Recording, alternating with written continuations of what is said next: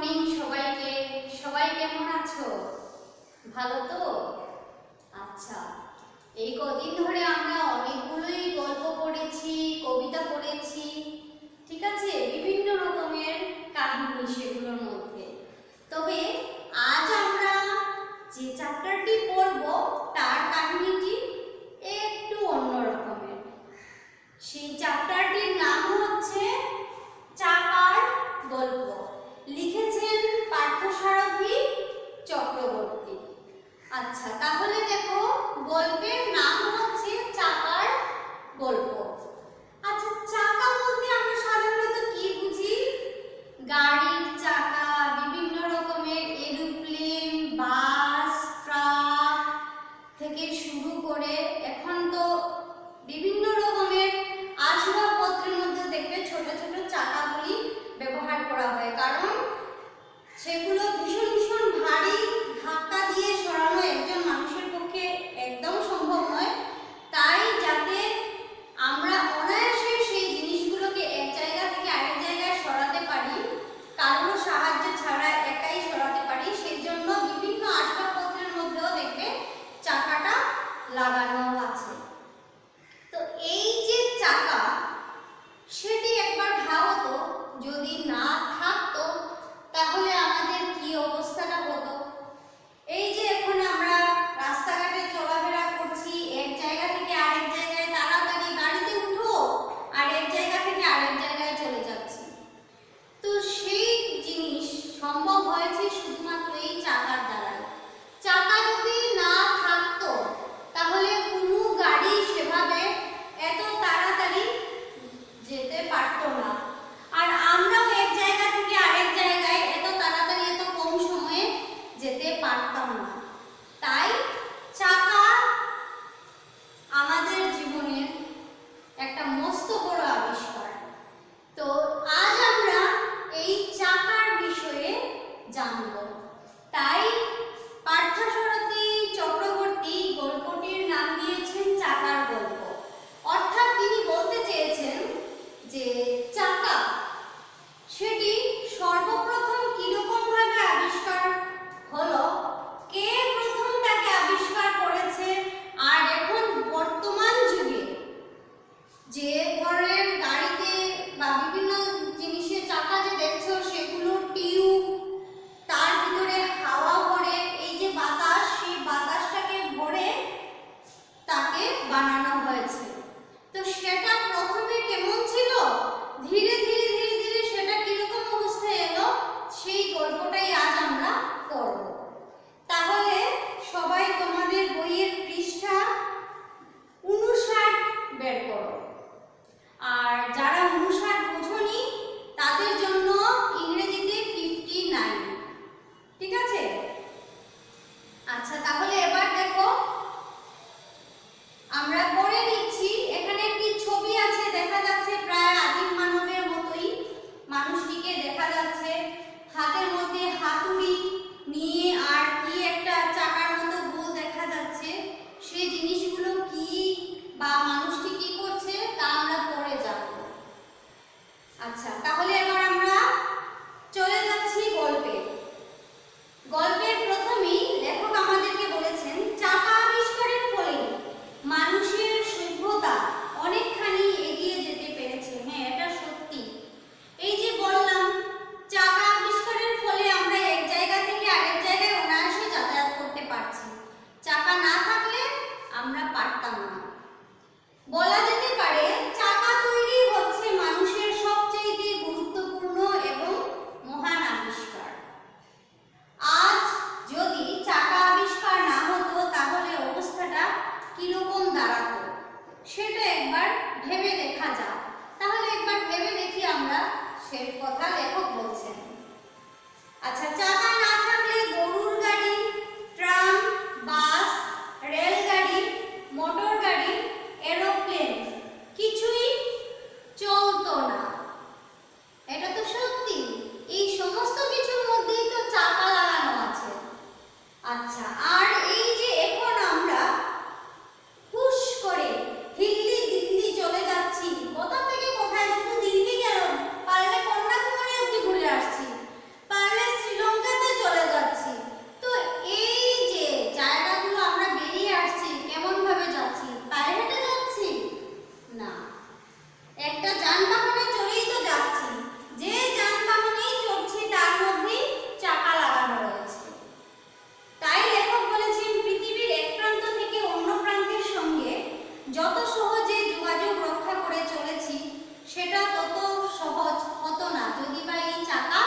না থাকতো।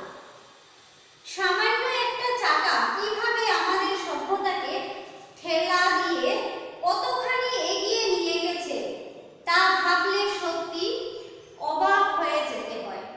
এটা তো সত্যি।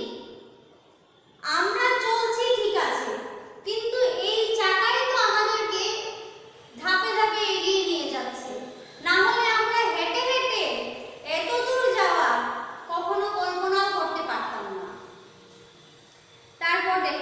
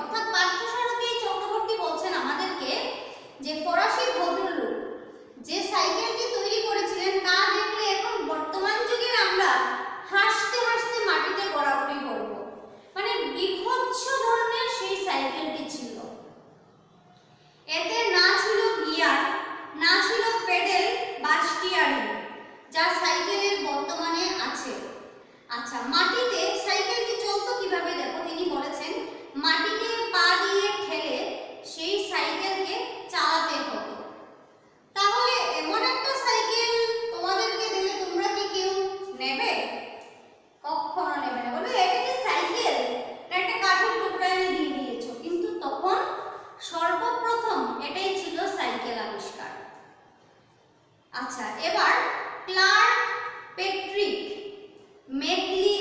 ম্যাকমিলান নামে এক স্কটিশ কামার প্রথম পেডেল লাগিয়ে, মানে সেই যে সাইকেলটি ফরাসি ভদ্রলোক আবিষ্কার করেছিলেন, তারপরে স্কটিশ আরেকজন ভদ্রলোক সেই সাইকেলটির মধ্যে পেডেল লাগিয়েছিলেন। পেডেল তো চিনো, পা দিয়ে দিয়ে তাকে চাপিয়ে চাপিয়ে চালাতে হয়।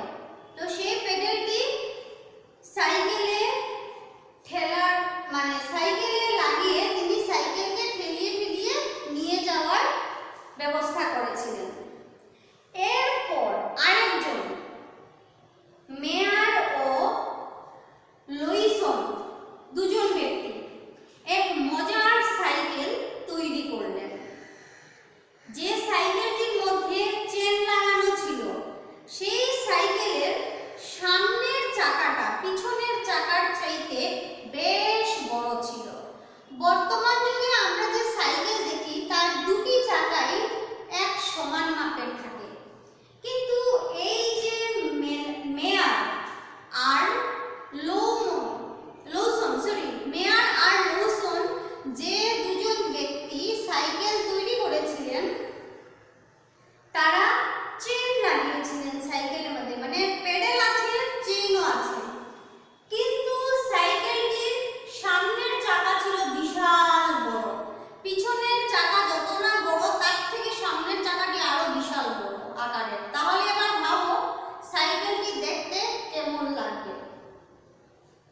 তো সেই চেন লাগানো সাইকেলের সামনের চাকাটা বলেছেন পিছনের চাকার চাইতে বেশ বড় ছিল। 1870 থেকে 1890 সাল পর্যন্ত এই সাইকেল ছিল খুবই জনপ্রিয়। মানে এই সামনের চাকা বিশাল বড়, সামনের চাকাটি পিছনের চাকার চাইতে অনেক বড় ছিল। এই সাইকেলটি প্রত্যেক মানুষের মন কেড়ে নিয়েছিল, সবাই এই সাইকেলটি কিনে ব্যবহার করত। আচ্ছা, এরপর 1769 সালে জেমস ওয়াট প্রথম স্টিম ইঞ্জিন তৈরি করলেন। স্টিম ইঞ্জিন হচ্ছে বাষ্পচালিত ইঞ্জিন, অর্থাৎ বাষ্পের মাধ্যমে যে ইঞ্জিন চলে সেই ইঞ্জিন।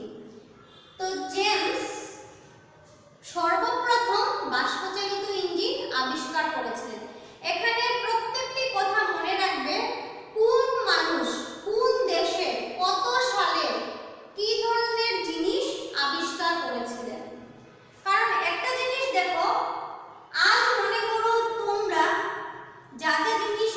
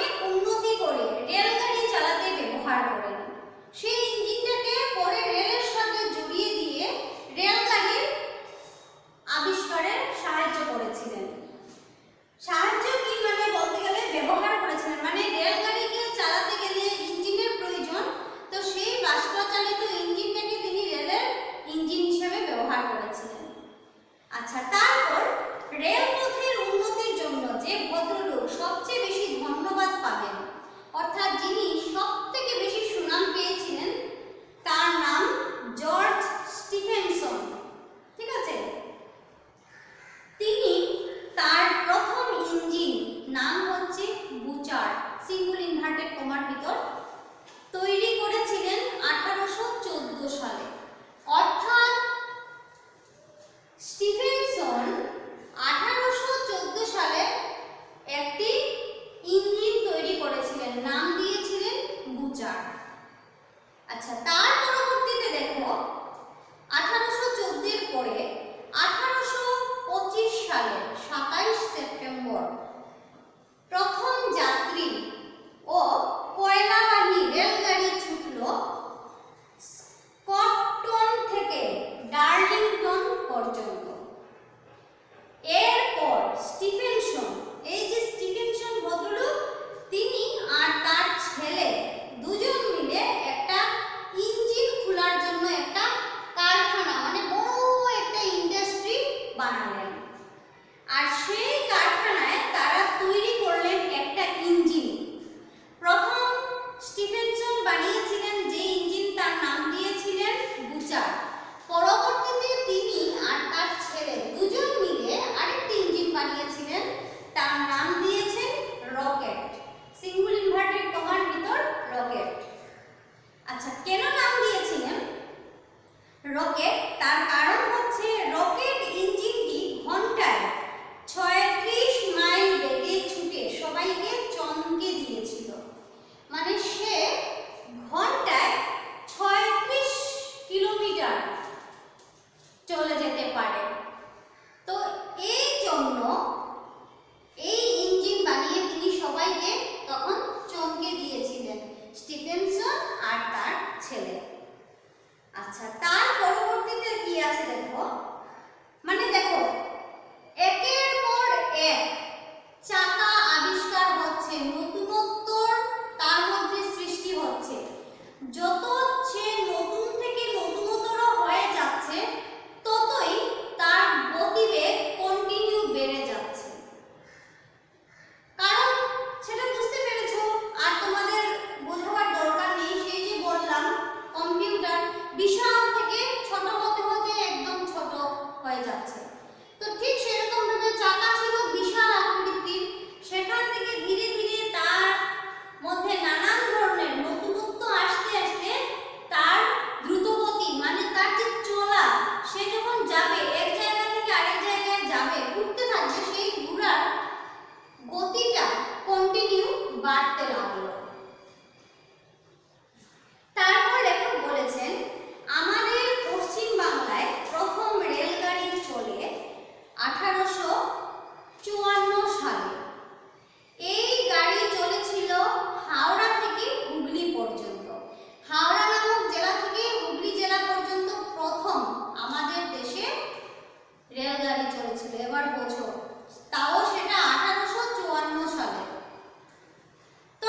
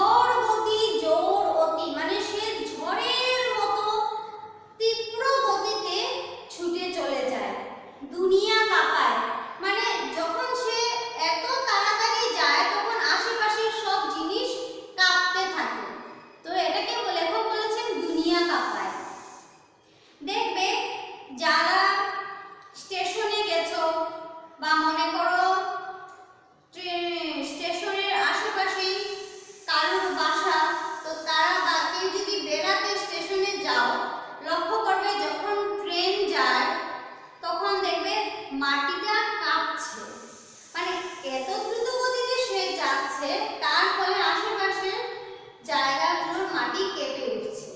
তো এই জন্য ছেলেরা বলছিল, বাচ্চারা, যে দুনিয়া কাঁপায়। আচ্ছা, এরপর তারা কি বলছে, উকি মেরে ছাপ করে সরে যায় সাত করে। মানে হঠাৎ দেখো স্টেশনে তুমি দাঁড়িয়ে, ওই দেখো দূর থেকে ট্রেনটি আসছে, মানে হঠাৎ উকি মেরে আসলো, মানে এতক্ষণ যেমন লুকিয়ে ছিল হঠাৎ করে এসে গেছে। তাই বলেছে উকি মেরে আসে আর সাত করে চলে যায়, অর্থাৎ যে ইঞ্জিন স্টার্ট হলো সেকেন্ডে সেখান থেকে হাওয়া হয়ে চলে যায়। তাই বলছেন সাত করে সে চলে যায়। দেখি ঘাড় কাত করে নাই আর নাই, ধায় ধাড়ি ছোটে বাই বাই। অর্থাৎ গাড়ি যখন সাত করে সেখান থেকে ছুটে চলে যায়, আমরা ওই গাড়ি যাচ্ছে, ঘাড়টাকে কি করি, সোজা করে রাখি না, ঘাড়টাকে এরকম কাত করি, আরো কাত করে যত দূর পর্যন্ত দেখা যায় তত দূর আমরা চেয়ে চেয়ে তাকাই।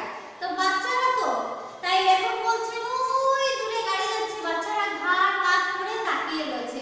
তারপর শেষে বলছি বাই বাই, আমরা যেরকম টাটা দিই তো সেরকম বাই বাই গাড়িকে বাচ্চারা বলছে। তো এই হচ্ছে বাচ্চাদের মনের আনন্দ। প্রথম যখন তারা ট্রেন দেখতো তখন তারা এভাবে বলতো। তারপর লেখক কি বলেছেন, এই যে চাকা যে আবিষ্কার হয়েছে, এবার বলছেন চাকা আবিষ্কারের প্রায় 5000 বছর পরে বাতাস ভরা টিউবের ব্যবহার শুরু হয়েছে। এই যে বর্তমান যুগে বাতাস ভরে ভরে যে টিউবগুলো দেখতে পাচ্ছ, সেটা আবিষ্কার হয়েছে, চাকা যখন আবিষ্কার হয়েছিল তার পরবর্তীতে 5000 বছর পরে 1888 সালে জন বয়ের ডানলপ প্রথম ভিতর ফাঁকা টায়ার ও বাতাস ভরা টিউব আবিষ্কার করেন।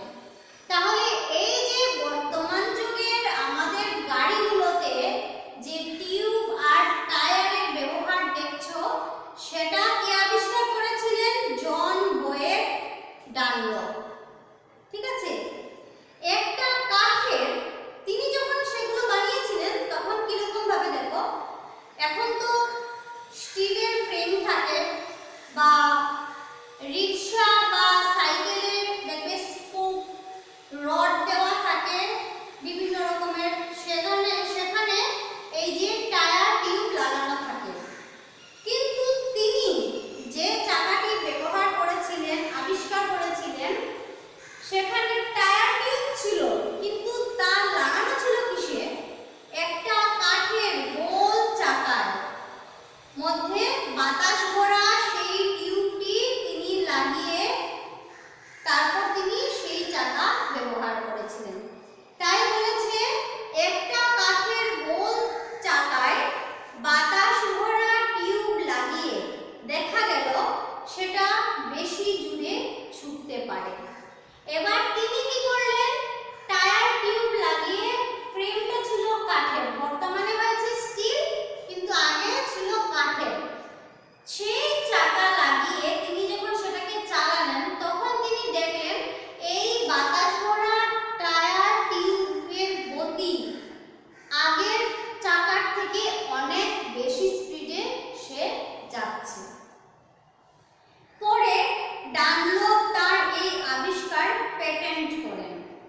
চাকার উন্নতির সঙ্গে সঙ্গে তার গতিবেগও বেড়ে চলল।